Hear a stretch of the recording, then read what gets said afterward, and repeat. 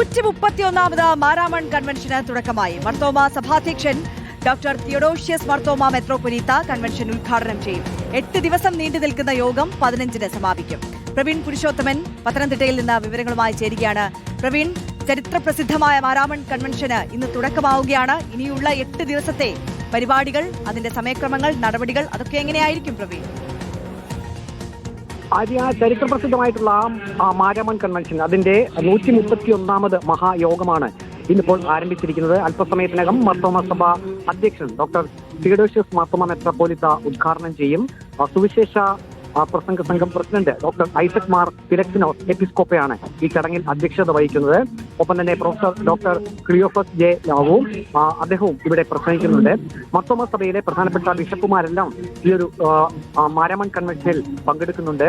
പമ്പാ നദിയിൽ മാരാമൺ കോഴഞ്ചേരിക്ക് സമീപം മാരാമൺ എന്ന സ്ഥലത്ത് പമ്പാ മണപ്പുറത്താണ് ഈ ചരിത്രപ്രസിദ്ധമായിട്ടുള്ള മാരാമൺ കൺവെൻഷൻ നടക്കുന്നത്.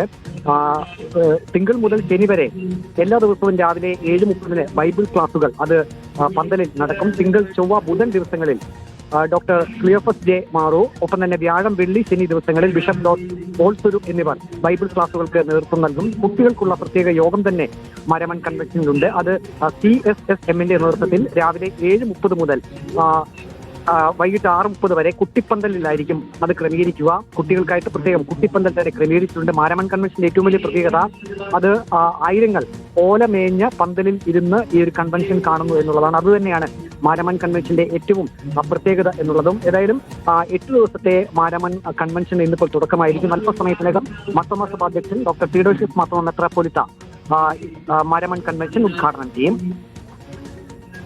പ്രവീൺ പുരുഷോത്തമനാണ് വിശദാംശങ്ങൾ നൽകിയത്.